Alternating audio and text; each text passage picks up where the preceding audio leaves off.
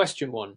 A title examiner is reviewing a property with a chain of title that includes several transfers over the past century. During the examination, the examiner identifies an unrecorded deed in the chain of title that was executed 40 years ago. What is the most appropriate course of action for the title examiner? A. Ignore the unrecorded deed as it does not affect the current title. B. Notify the current property owner about the unrecorded deed and suggest they seek legal counsel. C. Conduct a quiet title action to clear any potential issues related to the unrecorded deed. D. Update the title report to include the unrecorded deed without further action. Answer.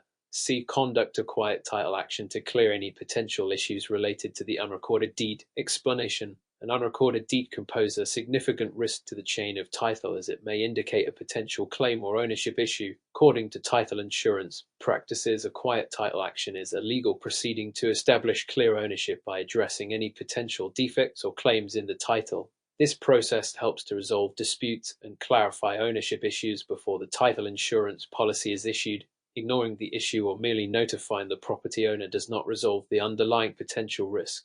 Question 2. Which of the following statements accurately reflects the difference between a standard coverage title insurance policy and an extended coverage title insurance policy? A. Standard coverage policies protect against title defects not discovered in public records, while extended coverage policies only cover defects found in public records.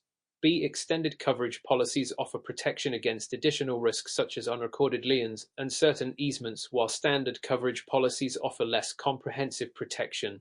C. Standard coverage policies include protection against forgery and fraud, whereas extended coverage policies exclude these risks. D. Extended coverage policies are typically less expensive than standard coverage policies due to their limited scope of protection. Answer.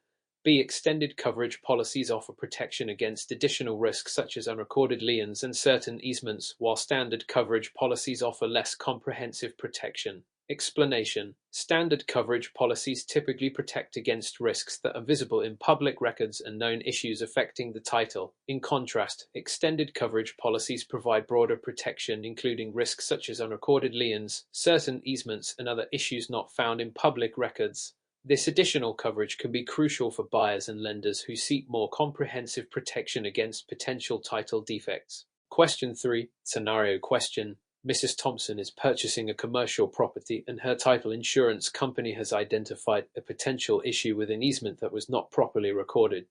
The easement affects a portion of the property that is crucial for her business operations. What should Mrs. Thompson do to address this issue before proceeding with the purchase? A. Proceed with the purchase as planned, since the easement issue will likely not affect her operations. B. Request that the title insurance company issue a policy without the easement issue addressed. C. Negotiate with the seller to resolve the easement issue and have it properly recorded, or obtain a legal opinion on the impact of the easement on her property. D. Cancel the purchase immediately, as any unrecorded easement will definitely impair the property's value.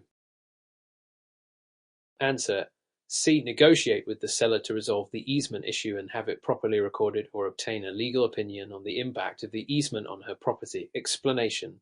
Unrecorded easements can create significant issues, particularly for commercial properties where the use of the property is critical. Mrs. Thompson should address this issue by negotiating with the seller to ensure the easement is either properly recorded or that she receives a legal opinion regarding its impact on her property. This ensures that any potential disputes or operational disruptions are resolved before finalizing the purchase. Simply proceeding with the purchase or cancelling without addressing the issue may lead to unforeseen complications or loss of value. Question 4. In the context of title insurance underwriting, which of the following scenarios would most likely necessitate a reinsurance agreement? A. The property has a clear title with no known defects and is located in a stable market. B. The property involves complex ownership structures or high-risk factors that exceed the underwriter's capacity. C. The title examination revealed only minor, easily resolved title defects. D. The property is a residential single-family home with no previous claims or disputes. Answer. B. The property involves complex ownership structures or high-risk factors that exceed the underwriter's capacity. Explanation. Reinsurance in title insurance is used when the risk associated with insuring a property is too high for a single underwriter to handle alone. This often occurs with properties that have complex ownership structures, significant defects, or other high-risk factors. Reinsurance helps to spread the risk among multiple insurers, thereby mitigating potential losses. Question 5. Which regulation requires title insurance companies to provide a detailed disclosure of settlement costs to the consumer? A. The Dodd-Frank Act. B. The Real Estate Settlement Procedures Act, RESPAT. C. The American Land Title Association, Author Standards. D. The Truth in Lending Act, TILA. Answer.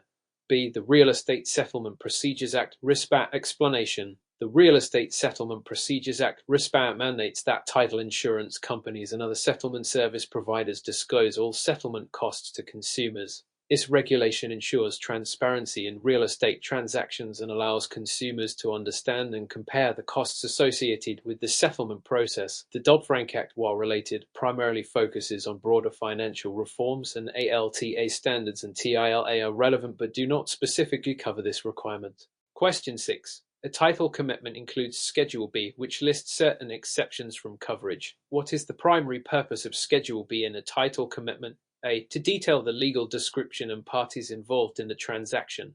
B. To provide information on title insurance policy premiums and coverage limits. C. To specify the conditions and exceptions that could limit the insurer's liability. D. To outline the requirements for clearing title before the policy is issued. Answer. C. To specify the conditions and exceptions that could limit the insurer's liability. Explanation.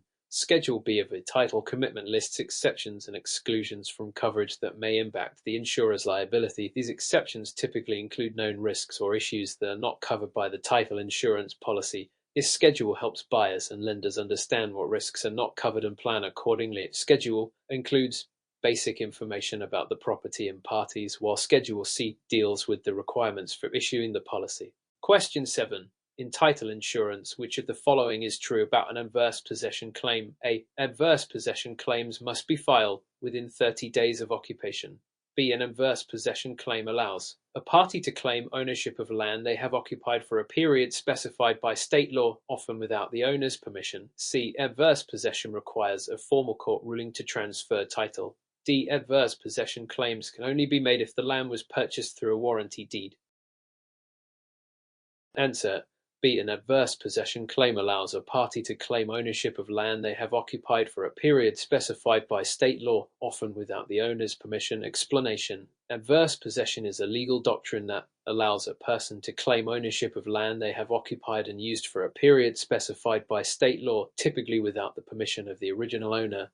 This claim must meet certain conditions such as continuous and open occupation. It does not require a formal court ruling for the initial claim, but often results in litigation if disputed. Adverse possession does not depend on the type of deed used in the purchase of the land. Question 8. Which of the following is considered a primary role of the title insurance underwriter? A. To collect settlement fees and disburse funds to relevant parties.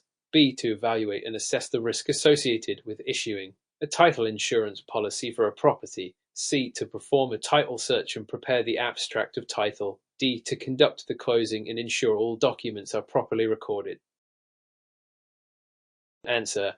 B. To evaluate and assess the risk associated with issuing a title insurance policy for a property. Explanation. The primary role of the title insurance underwriter is to evaluate and assess the risk associated with issuing a title insurance policy. This involves reviewing the title search results, assessing any potential defects or issues, and deciding whether to provide coverage. While other roles such as collecting fees, performing title searches, and conducting closings are important, they are typically performed by other professionals in the title insurance process. Question 9. If a title insurance policy is issued with an endorsement that expands coverage, which of the following is most likely true about the endorsement?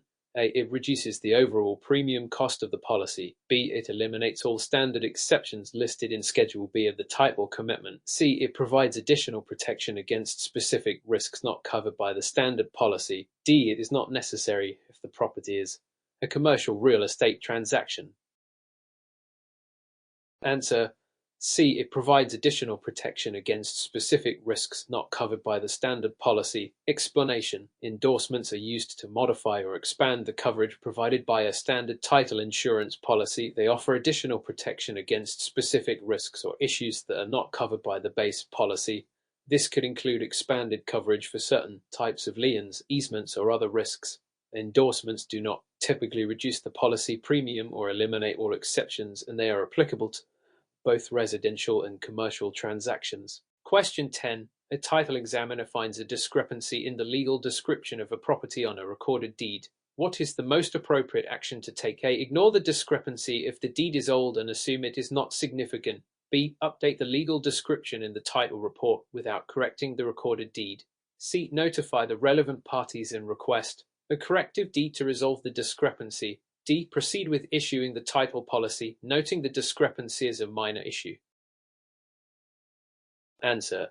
C. Notify the relevant parties and request a corrective deed to resolve the discrepancy. Explanation.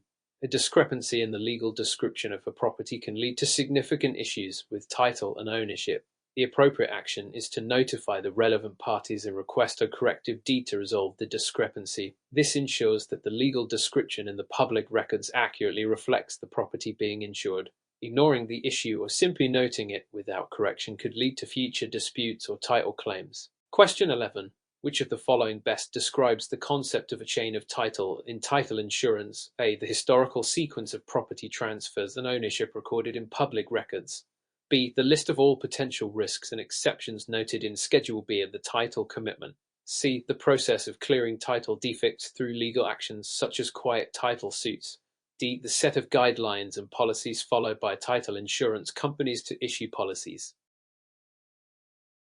Answer A. The historical sequence of property transfers and ownership recorded in public records. Explanation. The chain of title refers to the chronological sequence of property transfers and ownership changes as recorded in public records. It is essential for verifying the validity of the current owner's title and ensuring there are no gaps or unresolved claims in the title history. Understanding the chain of title helps in identifying potential issues and ensuring clear ownership. Question 12. A title insurance policy excludes coverage for certain easements. What does this exclusion typically mean for the policyholder? A. The policyholder is covered for any issues related to easements that arise after the policy is issued. B. The policyholder is not covered for any claims or disputes related to pre-existing easements affecting the property. C. The policyholder must pay an additional premium to include coverage for easements. D. The policyholder is covered for all easements whether recorded or unrecorded. Answer. B. The policyholder is not covered for any claims or disputes related to pre-existing easements affecting the property. Explanation. Exclusions related to easements typically mean that the title insurance policy does not provide coverage for any claims or disputes concerning easements that were in place before the policy was issued. These exceptions usually include both recorded and unrecorded easements that affect the property. Policyholders should be aware of these exclusions to understand their coverage limits. Question 13. Which of the following is a common method for curing a title defect involving an unrecorded deed? A. Filing a new deed with the correct information in the public records. B. Issuing a new title insurance policy with extended coverage. C. Conducting a reinsurance agreement with another title insurance company. D. Seeking a court order to quiet title and establish clear ownership. Answer. D. Seeking a court order to quiet title and establish clear ownership. Explanation. When dealing with an unrecorded deed or other title defects, a common method for curing the issue is to seek a court order through a quiet title action. This legal proceeding helps to resolve disputes and clarify ownership, thereby establishing clear title. Simply recording a new deed or adjusting the insurance policy does not address the underlying issue of title clarity. Question 14. In which situation is it most appropriate to use an ALTA endorsement? A. When providing coverage for a residential property with a standard policy. B. When modifying a title insurance policy to include additional risks for commercial properties. C. When issuing a policy without reviewing the title search results. D. When excluding coverage for certain environmental hazards on the property. Answer. B. When modifying a title insurance policy to include additional risks for commercial properties. Explanation. ALTA, American Land Title Association endorsements are used to modify title insurance policies to include additional coverage or address specific risks, particularly for commercial properties. These endorsements provide extended protection beyond standard coverage, addressing issues such as zoning violations or specific lien types that may affect commercial transactions. Question 15. a title insurance company is required to comply with which federal regulation regarding the disclosure of settlement costs? A. The Securities Act.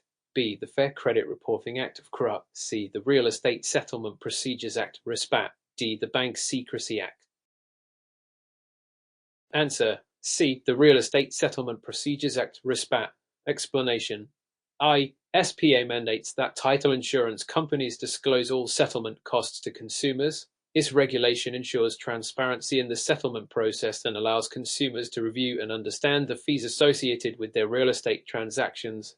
The other regulations listed pertain to different aspects of financial and consumer protection but do not specifically address settlement cost disclosures. Question 16. In the context of title insurance, what does an escrow refer to? A. The process of reviewing and verifying title search results. B. The service of holding funds and documents until all conditions of a transaction are met. C. The procedure for issuing and underwriting a title insurance policy. D. The action of correcting title defects through legal means.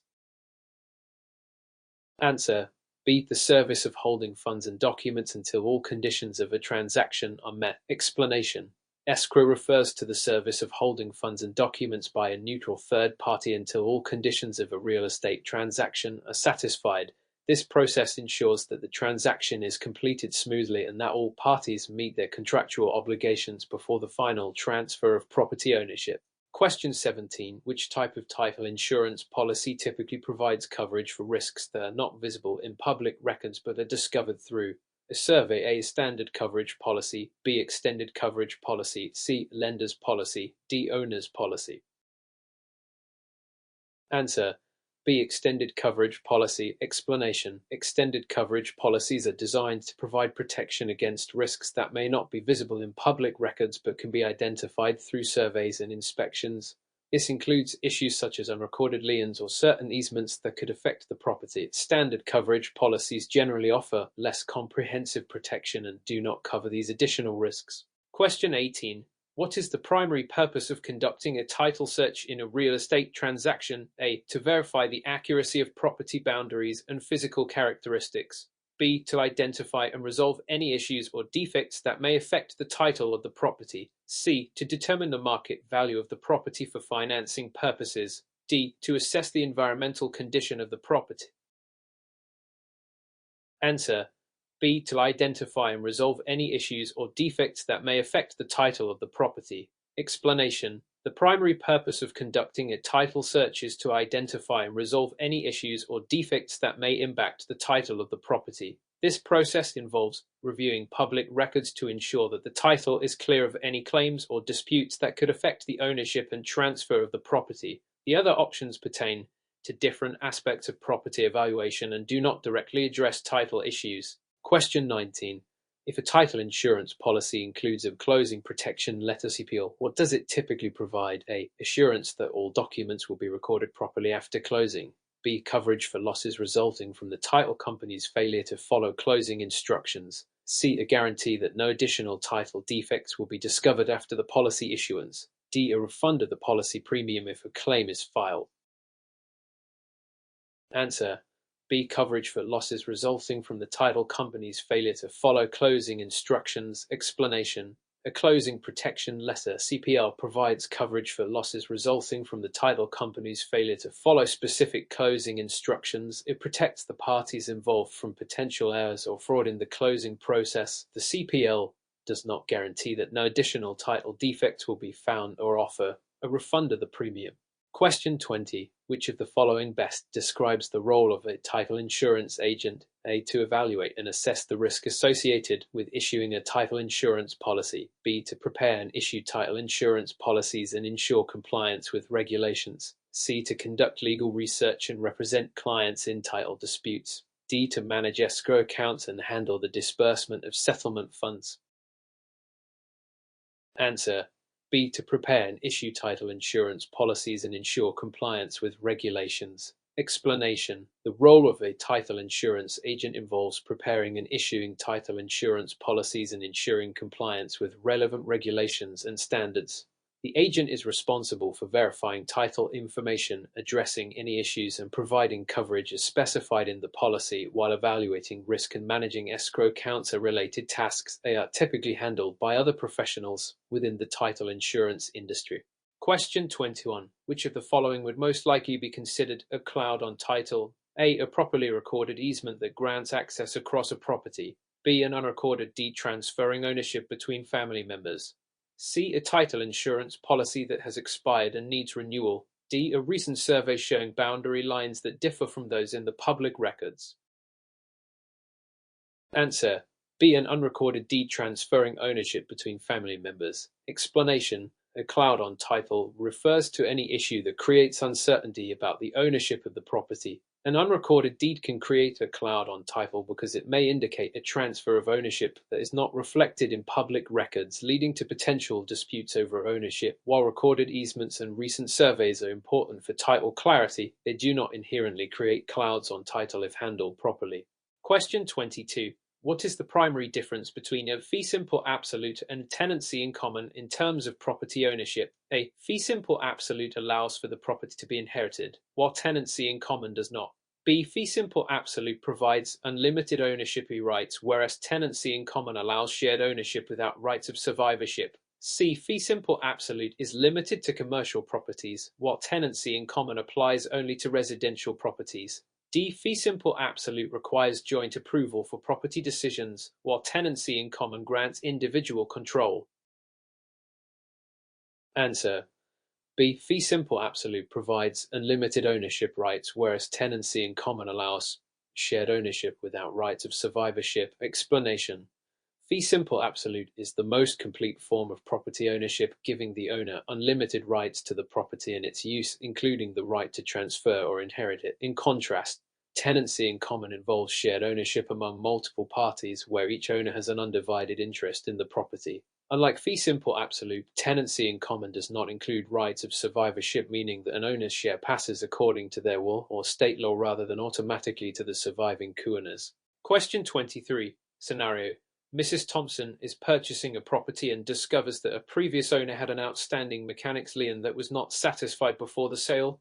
What should Mrs. Thompson do to ensure the title is clear? A. Purchase the property without concern, as mechanics liens are typically not enforceable.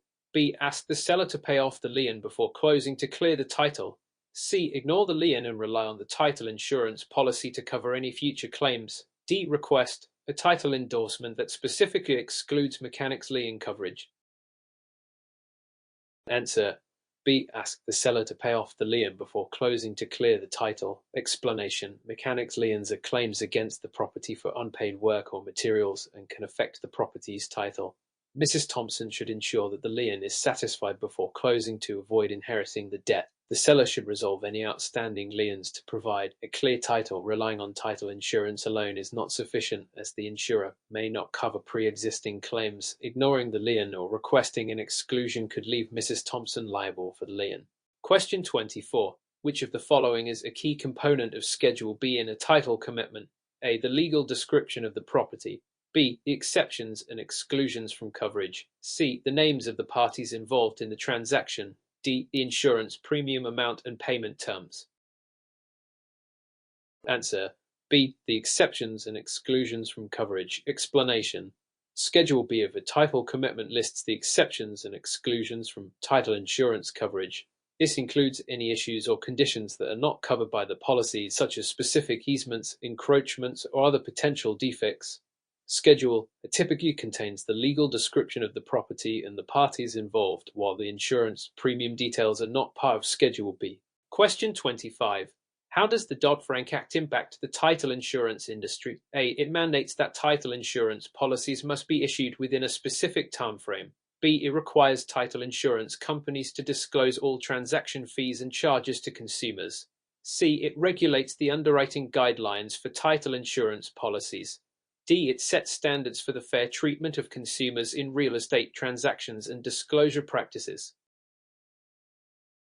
Answer: D. It sets standards for the fair treatment of consumers in real estate transactions and disclosure practices. Explanation: The Dodd-Frank Act primarily focuses on protecting consumers by setting standards for fair treatment and disclosure in financial transactions, including real estate. This act created the Consumer Financial Protection Bureau (EFB) to enforce regulations and ensure transparency in financial products and services, including title insurance. While it influences disclosure practices, it does not specifically regulate underwriting guidelines or issuance timelines for title insurance policies. Question 26. What is a quiet title action used for in the context of title insurance? A. To obtain a new title insurance policy to replace an expired one.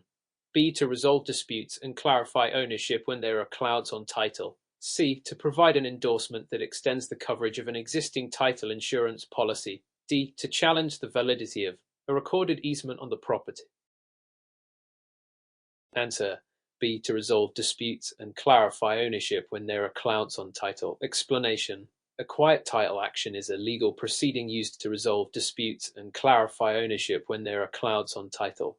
This action helps to establish clear and uncontested ownership by addressing and removing any competing claims or uncertainties related to the property's title. It is not used to obtain new policies, extend coverage, or challenge easements. Question 27. Which type of title insurance policy is typically issued to protect a lender's interests in a property? A. Owner's policy. B. Extended coverage policy. C. Lender's policy. D. Title search policy. Answer. C. Lender's policy. Explanation. A lender's policy, also known as a loan policy, is issued to protect the lender's interests in a property. This policy covers the amount of the loan and ensures that the lender's lien position is valid and enforceable. The owner's policy protects the property owner's interests, while the extended coverage policy provides additional protections beyond standard coverage. Question 28. What is typically covered by a title insurance policy's standard exceptions of cause? A. Claims related to environmental hazards on the property. B. Risks associated with unrecorded easements and liens. C. Issues related to zoning regulations and land use restrictions. D. Disputes over property boundaries and physical encroachments.